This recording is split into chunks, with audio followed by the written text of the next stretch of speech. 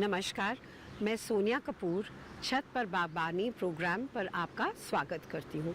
मैं जिस जगह खड़ी हूँ बहुत खुश होकर आपसे जुड़ रही हूँ क्योंकि ये दूरदर्शन किसान का बैक गार्डन है और हम सब दूरदर्शन टीवी देखकर ही बड़े हुए हैं, तो बहुत चाह थी कि इनका ऑफिस विज़िट करूं, इनके गार्डन देखूं, क्योंकि हम छत पर बागबानी प्रोग्राम से जुड़े हुए हैं और उनका अब टॉपिक चल रहा है कम्युनिटी गार्डन। तो जब हमने ये गार्डन देखा या ये ज़मीन देखी तो बिल्कुल मन में ख्याल आया कि इससे अच्छा अवसर नहीं हो सकता कम्युनिटी गार्डन को प्रदर्शित करने का, क्योंकि ये एक ऐसा एरिया है जहाँ अभी इस टाइम कुछ खास उग नहीं रहा, घास फूस है, थोड़ा बंजर है। तो इस एरिया को खूबसूरत बनाने में हम सब इकट्ठे मिलके योगदान करेंगे। हमारा एक लक्ष्य है कि जब हम ऐसे ज़मीन को, ऐसे एरिया को हरा भरा करते हैं, इसके ऊपर मेहनत करते हैं, इसको सुधारते हैं, तो एक मैसेज भी पहुंचाना चाहते हैं इसी प्रोजेक्ट के थ्रू, इसको एक प्रोजेक्ट की तरह लेके कि आपके एरिया में, आपकी कम्युनिटी में, आपके रेजिडेंशियल वेलफेयर एसोसिएशंस के आसपास जो कॉलोनीज़ में छोटी छोटी ज़मीनें पड़ी हैं, जैसे रोड डिवाइडर्स हो गए या कोई पीछे की सर्विस लेन में कोई ऐसा एरिया हो गया जहाँ आपके पास बंजर ज़मीन है, तो उसको भी आप सुधार सकते हैं। लेकिन शर्त यह है कि एक ये कम्युनिटी के रूप में, एक टीम वर्क के रूप में किया जाए, क्योंकि बहुत ज़रूरी है कि अब एक ज़िम्मेदार नागरिक का जो फ़र्ज़ होता है हम लोग अब अदा करना शुरू करें और मिलकर चलें, क्योंकि ज़्यादा काम हो सकता है। तो ये एक मिसाल गार्डन रहेगा, जब हम धीरे धीरे आपको दिखाएंगे हम इसको कैसे सुधार रहे हैं और जो एंड रिज़ल्ट होगा, बहुत हमें खुशी होगी अगर लोग प्रेरित हों इस बात से कि आप मिलजुल के क्या कर सकते हैं और कितनी खूबसूरती और हरियाली बढ़ा सकते हैं। जब हम कम्युनिटी गार्डन की बात करते हैं तो सबसे पहला प्रश्न होता है कि हम कैसे पौधे लगाएं, कौन से पौधे लगाएं। तो आजकल जो शायद जो टॉपिक जो सबकी ज़बान पे है और जिसके बारे में इतनी ज़्यादा चर्चा हो रही है वो है प्रदूषण, और ख़ास करके वायु प्रदूषण। तो क्यों ना हम जब पौधे सिलेक्ट कर ही रहे हैं तो ऐसे पौधे हम लें जो हमारी वायु को प्योरीफाई करते हैं। ये जो आजकल इतनी भगदड़ मची हुई है एयर प्योरीफायर्स खरीदने की, उसको एक काउंटर मेजर तो सबसे बड़ा यही और सबसे असरदार यही है कि हम अपने पौधों के थ्रू हम एयर प्योरीफाई करें।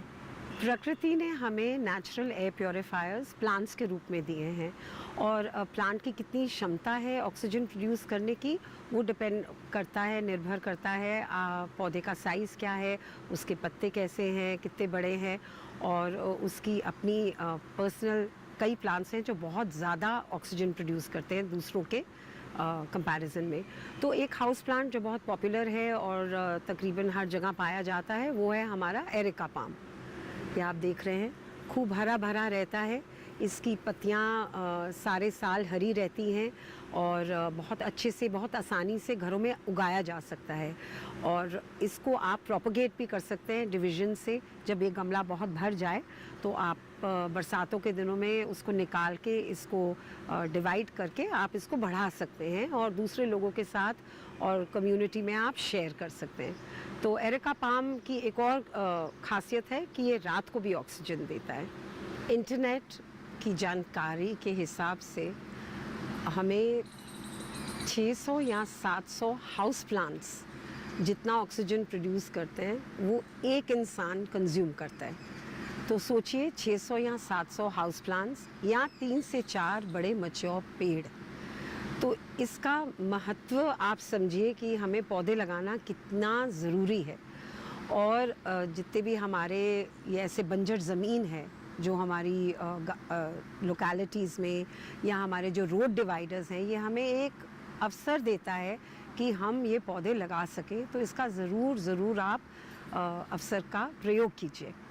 तो जो पौधे बहुत अच्छी तरह से ऑक्सीजन देते हैं, जो हाउस प्लांट्स अवेलेबल है रेडिली और ज़्यादा महंगे भी नहीं हैं, उसमें हमारा सेंसिव एरिया या जिसे मदर इन लॉज टंग कहते हैं, ये बहुत ही ज़्यादा असरदार है प्रदूषण के लिए, प्योरीफाई करने के लिए।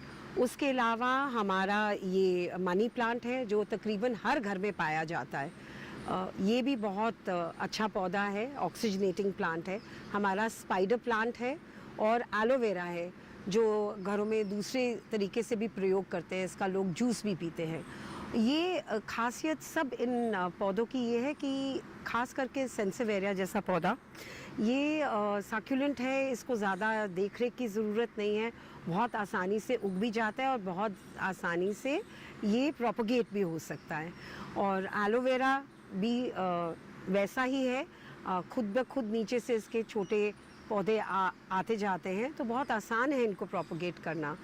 मनी प्लांट और स्पाइडर प्लांट बहुत रेडली अवेलेबल हैं और अगर आप ख़रीदने भी जाएं तो कोई ऐसे महंगे पौधे नहीं हैं, तो बहुत अच्छे से इनका प्रयोग किया जाता है।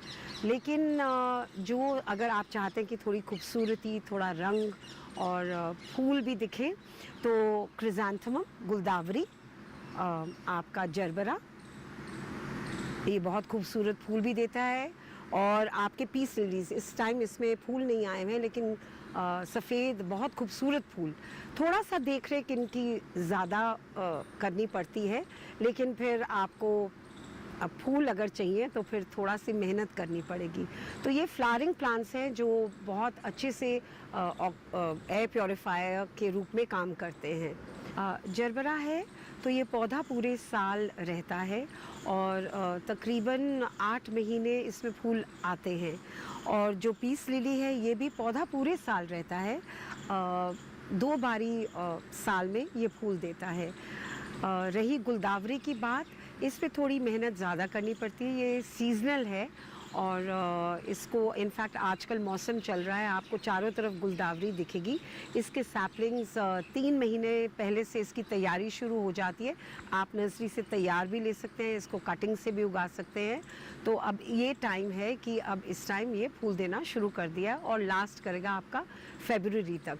और इसकी अगर आप रेगुलर डेड हेडिंग करते रहें या प्रूनिंग करते रहें तो आप 2-3 फ्लशेस इसके आप ले सकते हैं। जब फूल आ जाएं और मुरझा जाएं तो आप इसकी कटिंग कर दीजिए यहाँ से, जैसे इसके फूल आप डेड हेड कर दीजिए और फिर दोबारा इसका नीचे से नई ब्रांचेस आ जाएंगे और दोबारा फूल देगा। तो ये 2-3 बारी और फूल देगा पूरा पौधा। हमारी भारतीय संस्कृति में, आयुर्वेद में कई पेड़ हैं, खास करके जैसे नीम, जिसका बहुत महत्व है। और जब पेड़ों की बात करते हैं तो पीपल, नीम, बरगद का पेड़, बेल, कड़ी पत्ता, अशोका, ये सब बहुत हाईली ऑक्सीजनेटिंग ट्रीज़ माने जाते हैं। और बहुत अच्छा लग रहा है देखे कि यहाँ मेरे पीछे भी बहुत खूबसूरत दूरदर्शन के गार्डन में 2 बहुत खूबसूरत बरगद के पेड़ और नीम का एक पेड़ ऑलरेडी मौजूद है और काफ़ी मैच्योर ट्री है। तो इस स्लो ग्रोइंग होता है, बरगद स्लो ग्रोइंग होता है, लेकिन बहुत ही शुद्ध माना जाता है फॉर द पर्यावरण। अगर आप पेड़ कम्युनिटी गार्डन में लगाना चाह रहे हैं तो कोशिश ये रही है कि बाउंड्री वॉल में लगाइए और थोड़ा सा डायरेक्शन का ध्यान रखिए कि उसकी छाया बाकी गार्डन पे ना पड़े, ताकि जो बाकी गार्डन को अगर आप हरा भरा करना चाहते हैं, पेड़ की छाया के नीचे ज़्यादा पौधे नहीं लगा सकते। तो कोशिश ये रहनी चाहिए कि लोकेशन बहुत ज़रूरी है। अगर आप पेड़ शुरुआत से लगाना चाह रहे हैं तो ऐसी लोकेशन चूज़ कीजिए जहां उसकी छाया गार्डन के ऊपर ना पड़े और साफ़ सफाई में भी एक तरीके से काम आ जाए। इस गार्डन में केला है, नींबू लगा हुआ है, अशोका के पेड़ हैं, कड़ी पत्ता ऑलरेडी लगा हुआ है। तो एक तरीके से वी आर लकी कि हमारे पास ये पौधे ऑलरेडी एग्जिस्ट कर रहे हैं। और नीम की पेड़ की खूबियों की बात करें तो बिसाइड्स प्योरीफाइंग द एयर, उसका जो पत्तियां झड़ती हैं, they are a natural insecticide जो कंपोस्टिंग में बहुत ही लाभदायक होती हैं। और जब इसकी मन्योर बनती है, हम नीम खली डालते हैं ज़मीन में उसको और इनरिच करने के लिए, तो नीम की पत्तियां बहुत काम आएंगी। तो ये पेड़ जब पत्तियां झाड़ेगा तो इस सब पत्तियां इकट्ठी करके हम अपने कंपोस्टिंग के लिए ज़रूर यूज़ करेंगे, खाद बनाने के लिए।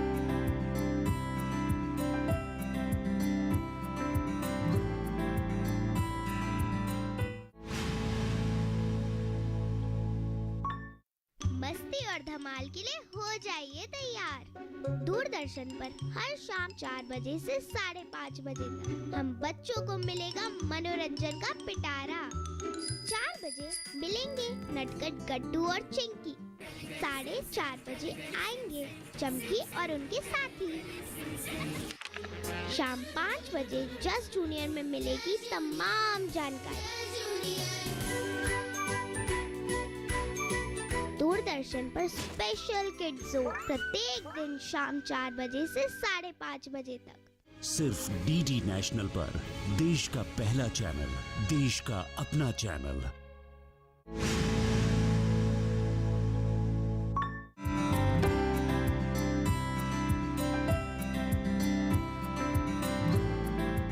हम जब जिम्मेदारी उठाते हैं एक गार्डन की देखरेख करने की या एक गार्डन बनाने की, तो एक चैलेंज हमारे सामने आता है उसकी सफाई का। पेड़ पौधे हैं तो जाहिर है कि पत्तियां झड़ेंगी, सूखी टहनियाँ होंगी, और आप जैसा देख सकते हैं कि यहाँ दूरदर्शन के गार्डन में इन्होंने सारी पत्तियां इकट्ठी करके ये एक कोने में ये पूरा एक एरिया बना दिया है जहाँ ये लोग सब कुछ यहीं डाल रहे हैं। गार्डन का जितना वेस्ट मटेरियल निकल रहा है तो यही डाल रहे हैं, और जाहिर सी बात है ये देखने में अच्छा नहीं लग रहा। प्रश्न ये उठता है कि हम इस गार्डन वेस्ट का क्या करें। हर बारी किसी को बुलाना, रेडी में उठाना, भिजवाना, ये भी एक एफ़र्ट लेता है, पैसे लेता है। तो इसका एक बहुत ही अच्छा सल्यूशन है जिसमें आपका गार्डन और निखरेगा, और वो ये है कि हम इसको कंपोस्ट करें। ये जो बायोमास है या ये पत्तियों का ढेर लगा हुआ है, हम इसकी कंपोस्टिंग करें। तो आपका अगर एरिया है जहाँ आप एक छोटा सा कंपोस्ट पिट बना सकते हैं, अगर इतनी जगह है, या तो वो कर सकते हैं, या जैसे आप देख रहे हैं ये एक टूटी हुई टंकी पड़ी है जिसको रीयूज़ कर सकते हैं। ये टंकी इतनी बड़ी है कि ये काफ़ी वेस्ट मटेरियल ले सकती है अपने में, तो इस तरीके की टंकी को का भी इस्तेमाल किया जा सकता है।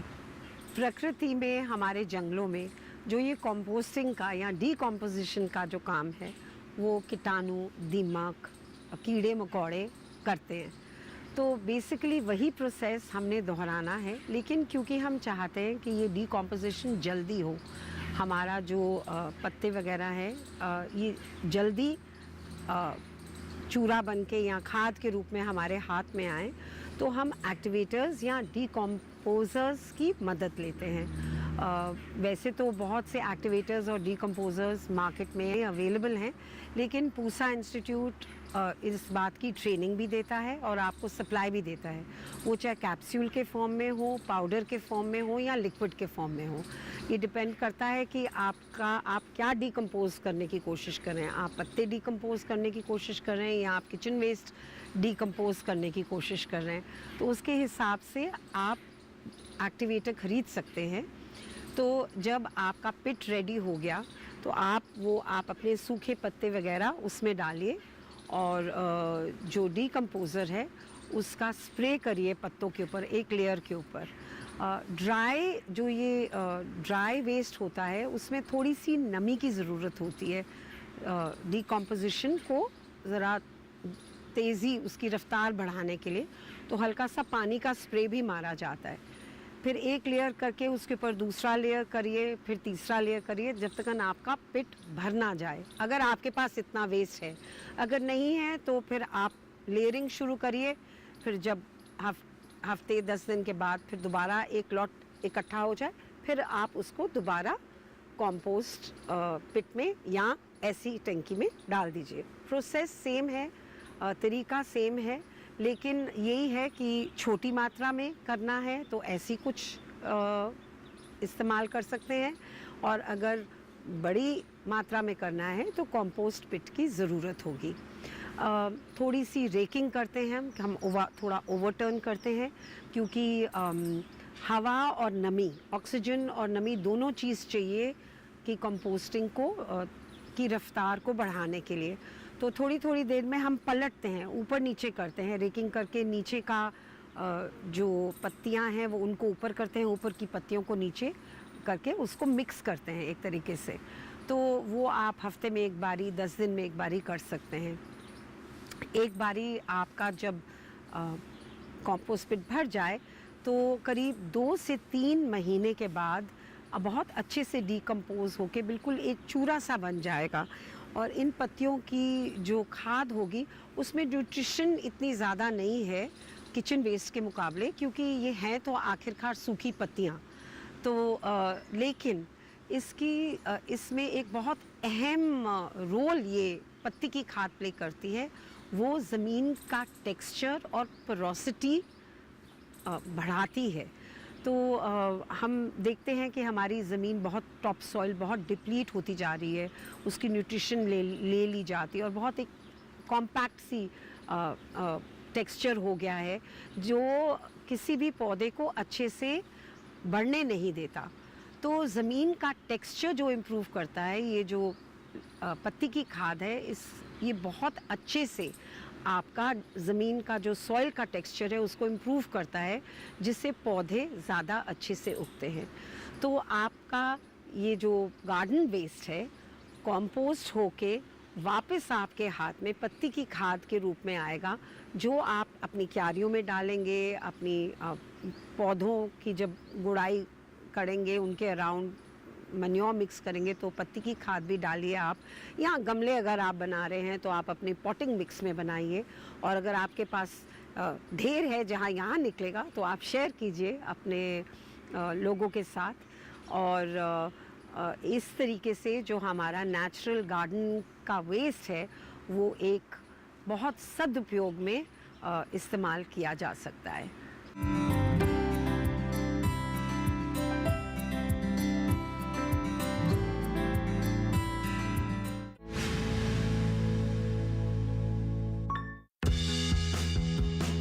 मन की बात है जन जन की, संघर्षों के कुछ किस्से, कहानी कुछ सफलताओं की, अनकही विरासत की, उम्मीदें नए भारत की। महीने के आखिरी रविवार का रहता है इंतजार। ब्रह्मपुत्र के घाट से हिमालय के विस्तार तक होती है मन की बात प्रधानमंत्री के साथ। तो सुनिए इस महीने 26 नवंबर सुबह 11 बजे मन की बात आकाशवाणी और दूरदर्शन के सभी चैनलों पर। मन की बात के प्रादेशिक भाषाओं में अनुवाद का पुनः प्रसारण आप सुन सकते हैं रात 8 बजे आकाशवाणी और दूरदर्शन के सभी प्रादेशिक चैनलों पर। तो याद रखें 26 नवंबर सुबह 11 बजे मन की बात।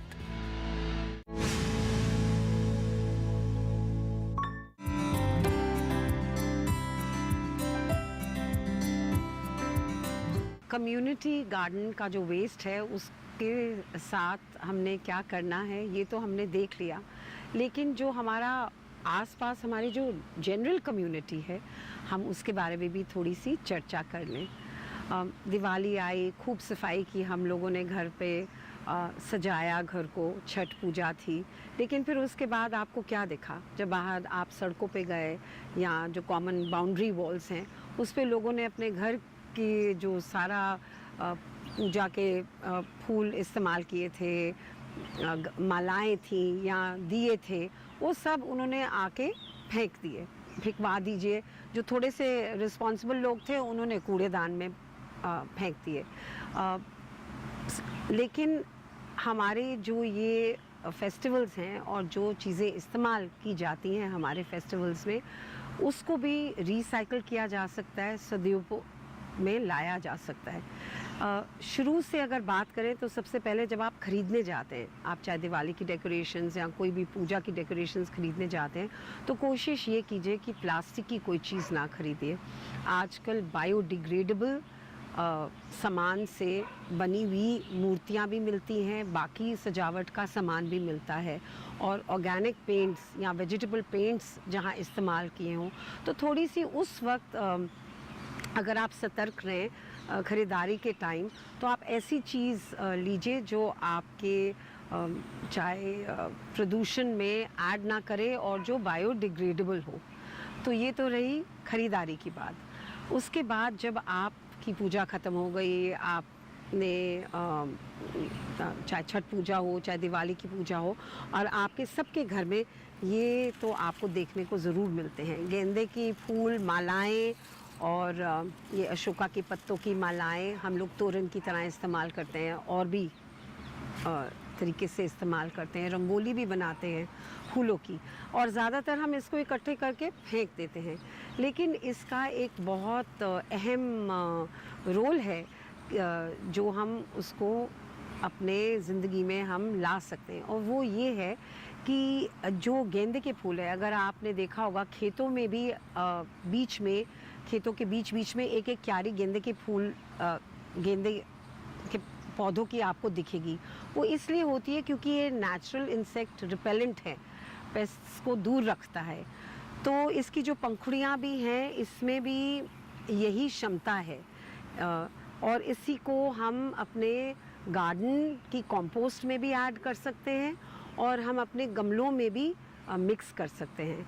तो जो आपकी ये बची हुई मालाएं हैं, गेंदे के फूल हैं, जो फूल आपने रंगोली में इस्तेमाल किए हैं, ये सब आपके दोबारा रीयूज़ हो सकते हैं, रीसाइकिल हो सकते हैं बहुत अच्छे से आपके अपने ही गार्डन में। उसको कैसे करना है उसके बारे में बात करते हैं। इसका हम प्रयोग कैसे कर सकते हैं कि इसका हम बायो एंजाइम बना सकते हैं, जो हम अपने जो गार्डन में प्लांट्स हैं उसके ऊपर छिड़काव कर सकते हैं उनकी बेटर ग्रोथ के लिए, लस्टर के लिए। और एक और आसान तरीका है कि हम अपनी पॉटिंग मिक्स में इसको बायोमास के रूप में शामिल करें, और जब हम गमले लगाते हैं, फ्रेश गमले बनाते हैं, उसमें भी हम इस्तेमाल करें। दिवाली के टाइम मिट्टी के दियों का काफ़ी प्रयोग होता है और फिर उसके बाद सब फेंक देते हैं, तो उसका भी एक बहुत अच्छा तरीका है रिसाइकिल करने का। ये आप देख रहे हैं मिट्टी के दिए, तो आप पहले तो सारे मिट्टी के दिए जो बचे हुए हैं उनको इकट्ठा कीजिए। अगर बाय चांस मोम के दिए हैं तो मोम अलग से इकट्ठा करिए, और इकट्ठी किए हुई मोम से आप दोबारा सेंटेड कैंडल्स किसी भी जार में, किसी भी शीशी में आप बना सकते हैं घर के लिए। और ये जो मिट्टी के दिए हैं, अगर तेल डाल के आपने जलाए हैं तो बस एक बार इनको अच्छे से बस धो दीजिएगा और धो के सुखा लीजिएगा। फिर आपने क्या करना है कि इनको आप तोड़ दीजिएगा, और इनको तोड़ेंगे तो आपकी टिकड़ी बन जाएगी।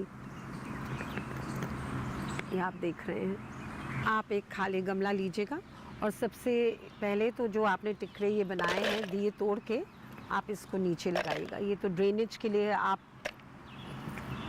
इस्तेमाल कर सकते हैं इनको बहुत अच्छे से।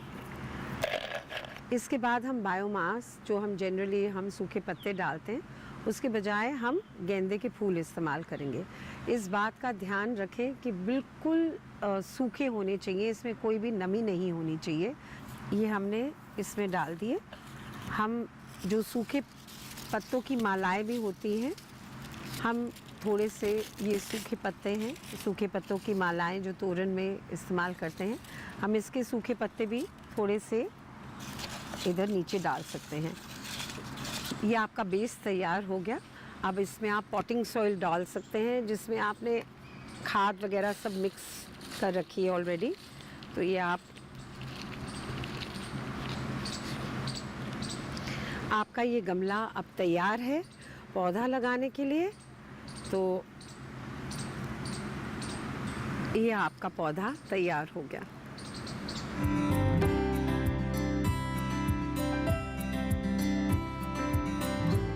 आपने देखा कि कैसे हमने जो वेस्ट मटेरियल के दिए हैं, मालाएं हैं, और ये पौधा भी साइड से ही कहीं से यहीं से निकाला था।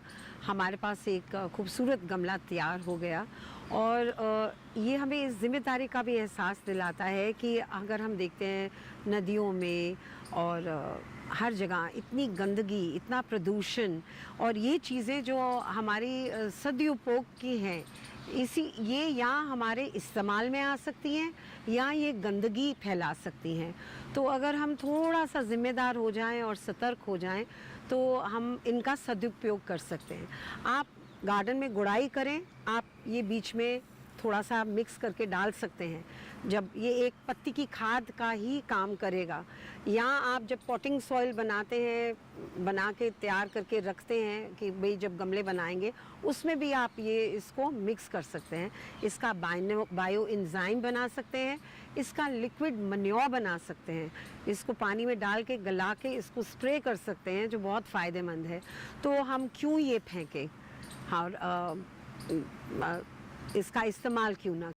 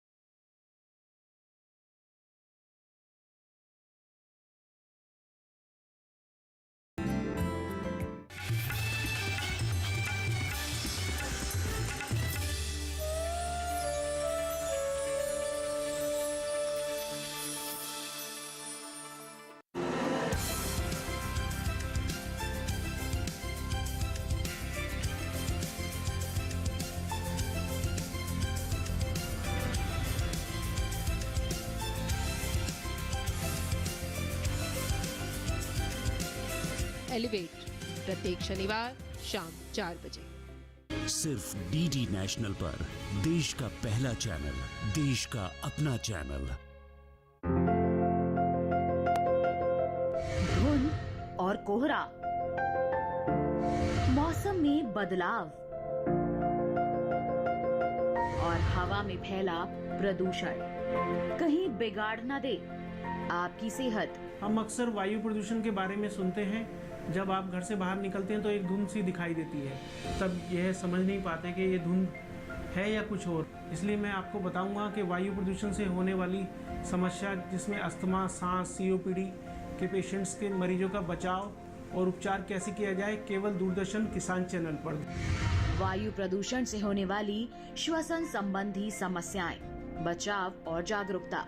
स्वस्थ किसान लाइव इस शनिवार शाम 6 से 7 बजे केवल दूरदर्शन किसान पर। बंदी जीवन, हम हाथ पर हाथ धरे बैठे रहे और इन अंग्रेजों को मनमानी करने देंगे। गांधी जी को ये बताना चाहता हूँ कि अहिंसा का मार्ग स्वराज प्राप्त करने के लिए काफी नहीं है। अब वक्त आ गया है बड़ा धमाका करने का। सर को बताओ क्या होने वाला है इंडिया में। जिस क्रांति की योजना बनाई जा रही है, वो आज तक के इतिहास से सबसे बड़ी क्रांति होगी। Mister Sachindra Nath Sanyal, you are finished. Swaraj में देखिए सचिंद्र नाथ सान्याल की महान गाथा। देखिए स्वराज प्रत्येक रविवार प्रातः 9 बजे, पुनः प्रसारण रात 9 बजे। सिर्फ डीडी नेशनल पर, देश का पहला चैनल, देश का अपना चैनल।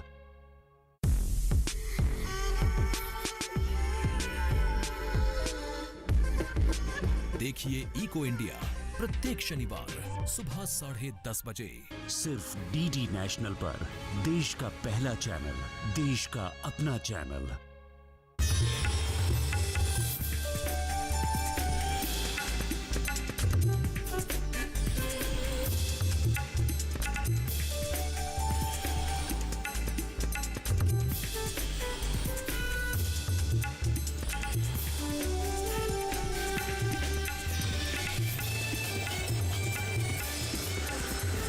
डीडी किसान, बदलते भारत की शान।